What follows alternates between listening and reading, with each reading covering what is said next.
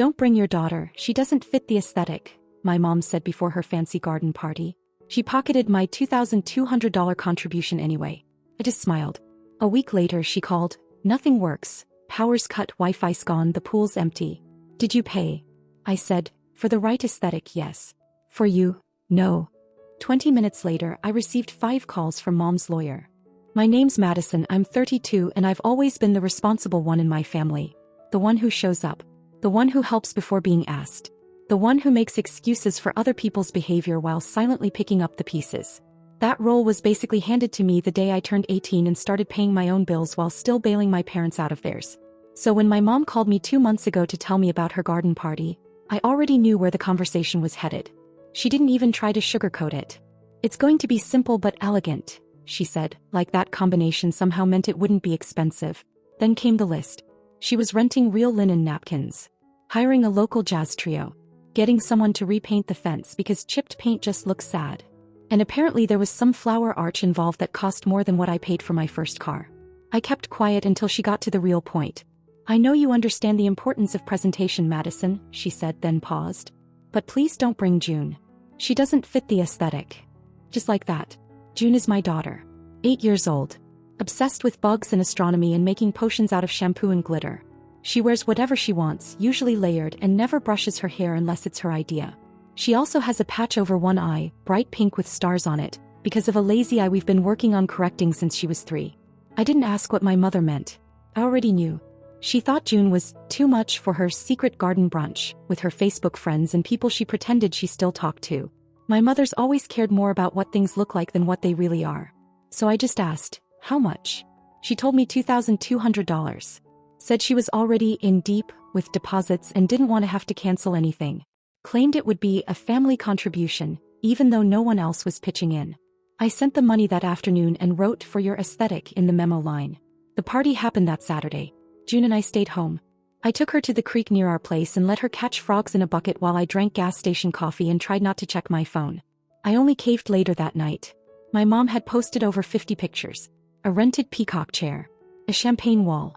Even a live harpist. In one photo I saw Amanda, my cousin, grinning with her twins, both younger than June.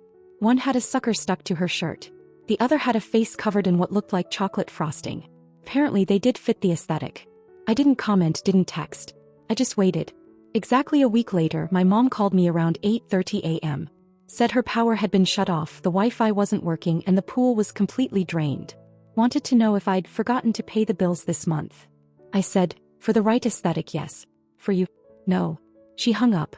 20 minutes later, I started getting calls from a number I didn't recognize. 5 missed calls. All from her lawyer. No voicemail. Just hang-ups.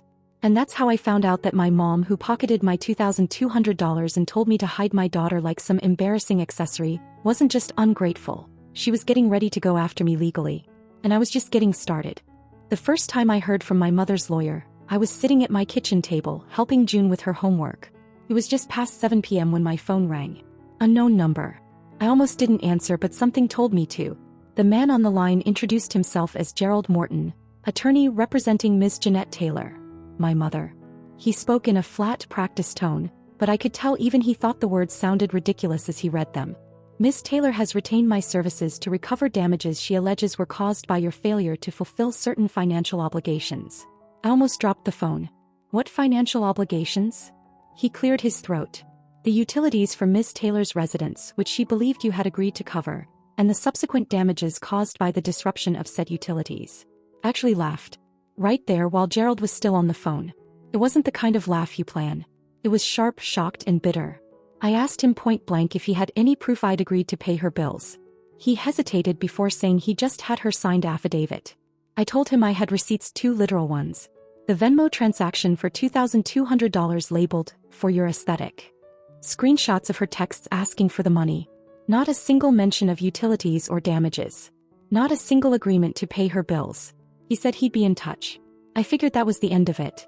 It wasn't. 3 days later I got an actual letter in the mail. Thick envelope, heavy paper full of legal jargon. My mom was claiming I owed her compensation for damage to her pool filtration system, loss of perishable goods exceeding $800, and reputational harm, sleep disruption, and emotional distress. Read like a bad parody of a lawsuit. I sat there at the kitchen counter reading it over and over. At first I didn't feel angry, just numb. But then it hit me. After everything I'd given her, after she told me to keep my daughter home so she could have a prettier party, she was now trying to publicly paint me as the villain. And she wasn't doing it privately either. She'd posted on Facebook, "Some people will steal from you and call it generosity. A real mother suffers in silence while her children betray her." She didn't tag me, but she didn't have to. All my aunts, cousins, old family friends saw it. I started getting texts from people. Some of them were nasty, some just confused. My cousin Lauren, who'd always been the black sheep, sent me a different kind of message. "If you want help, I'm in. I've seen how she treats you for years." I almost said no. I almost convinced myself it would blow over if I ignored it. But then another envelope came. This one was worse. My mom was now claiming I owed her for past loans she said she'd given me over the last year. She listed things like a $75 dinner we'd had at Olive Garden, which I had paid for, and $200 she once asked me to send her for emergency dental work, which had actually been teeth whitening. She was rewriting history one transaction at a time. That night, after June was asleep, I pulled out my old file box from the closet. I've always kept paperwork, receipts, statements, old letters. In the back of one folder, I found something I hadn't looked at in years. An envelope labeled Inheritance Transfer, 2007. It was my grandfather's will. My grandfather had left the house my parents lived in to me. Not them. Not both of us. Me. Legally, that house wasn't theirs. It was mine. And as I sat there with the paper in my hands, my heart pounding, I realized this wasn't about $2,200 anymore. It wasn't about utilities or emotional distress. This was about power. My mom had spent years pulling my strings, using my guilt to fund her image to pay for her mistakes. And now she was trying to make me into a villain for not playing along. But she'd overlooked one thing. The only real power she had over me was the one I kept handing her. And for the first time in my life, I wasn't going to. Lauren texted me again the next morning. "I know people who can help you." She's bluffing. "You've got more leverage than you think." This time I didn't hesitate. I texted back, "Let's talk." Because suddenly the idea of fighting back didn't seem so impossible anymore. It felt inevitable. Lauren showed up at my place with an old red folder under her arm and a look that said she wasn't just here for emotional support. She came with ammunition. I hadn't seen her in months, maybe more. We used to be close growing up until she started calling people out at family events. My mom labeled her difficult, and the rest of the family followed suit. But now, standing in my doorway, I could see why. She wasn't difficult, she just stopped tolerating the same crap I kept swallowing. We sat down at my table, the same spot where I'd written rent checks and balanced grocery lists, and she opened the folder. Inside were typed notes, printed emails, and even one handwritten letter from our grandmother. Lauren had been collecting things for years. "She did the same thing to me," she said, flipping through the pages. "Asked for money to fix her car, told me it was urgent, then posted pictures from a spa day the next week. I asked her about it and she told everyone I was unstable. Then she ghosted me for 6 months. But that wasn't the surprise. The surprise was this. Lauren had already spoken to a paralegal. A friend of hers from college who worked at the county recorder's office. And that friend confirmed something I hadn't thought to ask. The house. The one left to me in the will. It had never been legally transferred. My mom had forgotten to file the documents after my grandfather died. She'd left them unsigned, sitting in a drawer, and claimed for years that it wasn't urgent, or that we'd take care of it eventually. I was 19 at the time. I didn't understand the implications. But Lauren's friend explained. If I filed now with the original will, I could still take legal ownership. All this time they'd been living in my house, rent-free. While she drained my bank account and tried to rewrite history, Lauren looked me dead in the eye. "You could take it back. All of it. Legally. And they wouldn't be able to stop you." I didn't say anything at first. Just sat there thinking about all the birthday parties we'd hosted in that backyard. The same pool my mom had drained dry and blamed me for. The same kitchen where she once told me I'd never be the kind of mother who understands aesthetics. It wasn't revenge I wanted. It was justice. Boundaries. A full stop. Lauren leaned forward. "There's more," she said, and pulled out an email she'd printed. It was from another cousin, Jason, who we barely talked to. Apparently, my mom had borrowed $5,000 from him last year after telling him I had refused to help her with a surgery. Jason had been too embarrassed to bring it up, but Lauren had reached out after she saw the Facebook post about me stealing from the family. She wasn't just exploiting me. She'd been running the same emotional con on half the family one at a time. And now, for the first time, we were all comparing notes. I stared at the folder, then at my phone, then back at the envelope from my grandfather, the inheritance. It wasn't just a house. It was leverage. And if she wanted to bring the law into this, she had no idea what she'd started. Lauren smiled like she already knew what I was thinking. We file. We make it legal. Then we give her a choice, drop everything or start paying rent. I felt something shift in me, a strange sense of calm. For the first time I wasn't on the defensive. I was in control. And I was ready to use it. Filing the paperwork to claim the house was surprisingly uneventful. I think I expected alarms to go off, or maybe lightning to strike the courthouse the moment my signature hit the line. But no. It was quiet. Fast. Visual. Lauren was calm the entire time. She knew exactly what forms were needed, what copies to bring. Her paralegal friend had pre-filled half of them. And the will, my grandfather's, was so clear, so direct that the clerk barely blinked. By 10:40 a.m., we walked out of the county recorder's office and into the sun. That's when I realized. The house my mom had lived in for over a decade now legally belonged to me. Not hypothetically. Not eventually. No. We didn't celebrate. There was no champagne moment. Because both of us knew, this wasn't over. It started 3 days later. My mom called like nothing had happened. Said she was baking oatmeal cookies and June should come over. That maybe the three of us could have a girls' night like old times. I didn't say yes or no. I didn't have to. He was fishing. He knew. And she was trying to reset the narrative before I made my next move. That night her first post went up on Facebook. Long, passive-aggressive and just vague enough not to get flagged. Some people will rewrite history to justify cruelty. Some will use grief to justify theft. Imagine watching your own child try to erase you from the home where you raised them. Unthinkable. Comments poured in. People from her book club. A few old neighbors. One of my aunts. All saying how strong she was, how heartbreaking this must be. One even asked, what did Madison do now? But that was just the beginning. The next day I got a call from my old college roommate. She said someone had messaged her asking if I was okay, that they'd heard things. Then my boss pulled me aside and asked if everything was all right at home. He didn't say where he'd heard it, but I knew. My mom had started calling people. Not to ask for help but to plant seeds. She told one person I was mentally unwell. Another that I was being manipulated by a bitter cousin. And she told at least 2 people that I was stealing the family home because I was deep in debt and desperate. I'd seen her do this to other people. Twist stories so well that even good people started to doubt what they'd seen with their own eyes. But this time it was me. And then she crossed a line I never expected. Child Protective Services showed up at my door. 2 women, stern but not unfriendly, said they'd received a report of a potentially unstable household and were there to check on June. My heart dropped. They looked through our small apartment, asked about our daily routine, asked if June ever felt scared or unsafe. June, of course, had no idea what was going on. She proudly showed them her sticker chart and the rock collection under her bed. One of the women smiled when June asked if they wanted cookies because we were testing frosting recipes for Halloween. They left after 20 minutes. One of them said quietly, "These things happen during family disputes. We can usually tell when it's retaliation." I didn't cry. I just sat down at the kitchen table, stared at nothing and realized, my mother didn't just want to stop me from taking the house. She wanted to destroy me. Lauren came over that night. She brought takeout and didn't say anything for the first few minutes. Then she told me she'd already spoken to the paralegal again. The deed transfer was official. Recorded. Legal. I was the owner. And now it was time to act like it. No lease, no contract, no rights, she said. They're squatters now. And you can file a formal notice to vacate. I nodded. Fully. Still in disbelief that it had come to this. She's going to make it ugly, I said. Lauren didn't flinch. Let her. She's already thrown everything at you. But now it's your turn. And she was right. Because this wasn't about revenge anymore. It was about freedom. I had the documents. I had the law on my side. And they were about to find out what it feels like to be powerless. The eviction notice was served at 9:15 on a Tuesday morning. I paid a professional process server.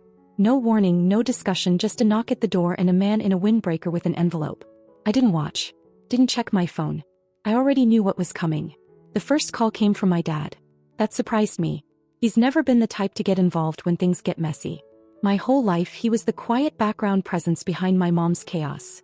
Never raised his voice, never took a side, never took responsibility for anything. Just existed in the eye of the storm, hoping it wouldn't sweep him up. But now he was calling me. Alone. He asked if it was real. I told him it was. There was a long silence. Then he said something I didn't expect. She never told me your grandfather left the house to you. I almost dropped the phone. He sounded tired. Not angry, just hollow. like something in him had cracked. I asked him straight up, "You really didn't know?" "No," he said. "She told me the house would be ours eventually. I assumed everything was settled years ago. I didn't know it was your name on the papers." I didn't know what to say. I'd spent years thinking they were a unit, a tag team, equally responsible for what they'd put me through.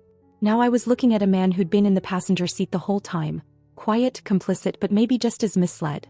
Then he said the thing that twisted the knife. "We can't afford to move. We have nowhere to go." I asked him one question: "Did she tell you she called CPS on me?" He was quiet for so long I thought the call had dropped. Then he said, "No. She said someone from work must have reported you." I told him the truth. That the report included private details only my mother would have known. That CPS had come to my door and questioned my daughter because of her spite. His voice cracked when he spoke again. "I'll talk to her." He hung up. That night she called. My mother. She didn't even try to fake concern this time. She was full attack mode. "You are a disgusting, heartless little girl playing power games with your own family," she said. "You think you're the big boss now? Fine. But don't come crawling back when you're alone and everyone else has walked away." She went on about how I was poisoning the family, how I was letting Lauren manipulate me, how I'd let money and a piece of paper turn me into someone unrecognizable. She didn't cry. She didn't beg. He threatened. "You want to be a landlord? Fine. But don't think we'll make it easy for you." I hung up. The next morning I got a voicemail from Gerald, her lawyer. Suddenly he had a much softer tone. "My client would like to avoid further legal action and is prepared to enter into a rental agreement if you're open to negotiation." Lauren and I talked it through that night. She laid everything out. I could take the house, file for a court-ordered eviction, and they'd be legally removed in under 6 weeks. But that would come with backlash. More drama, more lies, more manipulation. Or I could give them a new position, under me, legally, financially, and permanently. So I made my decision. I called Gerald the next morning, told him they could stay for now. But starting next month they'd pay $2,000 in rent. No late payments. No second chances. It would be a written agreement with full legal enforcement. If they missed even one payment, eviction would resume without warning. There was a pause on the other end. Then he said he'd relay the offer. An hour later I got a text from my mom. Not a word of apology. Not a hint of gratitude. Just 3 words. "We'll take it." And just like that, after all the years she controlled everything, me, the money, the family story, it flipped. Now she answers to me. The envelope showed up in my mailbox 5 days before the first was even due. No return address, no handwriting, just typed labels. Inside was a cashier's check made out to me. Exactly $2,000. No note. No apology. No words. I held it in my hand for a second, thinking about the thousands I'd sent her over the years with little emojis and kind messages. "Hope this helps. Let me know if you need more. Love you, Mom." And now here she was, paying me for the privilege of staying in the house she once swore I'd never be mature enough to understand. Lauren and I went out for greasy burgers that night. Nothing fancy. We sat in a booth, laughing over milkshakes, while she scrolled through Zillow listings for fun, reading them out loud in exaggerated voices. I hadn't laughed like that in months. When I got home, I opened a new savings account and named it The Flip. Every rent check they sent would go in there. I didn't touch it. Didn't even link a card. That account wasn't about the money. It was a reminder of the moment things changed. The second month, the check came even earlier. My dad sent it by certified mail. Again, no note. But this time the envelope was bulkier. Inside, folded neatly behind the check, was a maintenance receipt for gutter repair.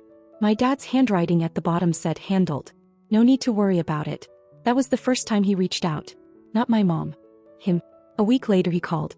Said they were taking care of the lawn and had hired a guy to pressure wash the driveway. He kept his voice level, polite. Said June was welcome to come by any time. I said thank you but didn't commit. He sighed. Said, "She's trying." I didn't respond. Because I knew exactly what that meant. Trying not to lose the roof over her head. Trying not to show her desperation. Trying to keep what little pride she had left. The power shift wasn't loud or dramatic. It was quiet. Heavy. She stopped calling.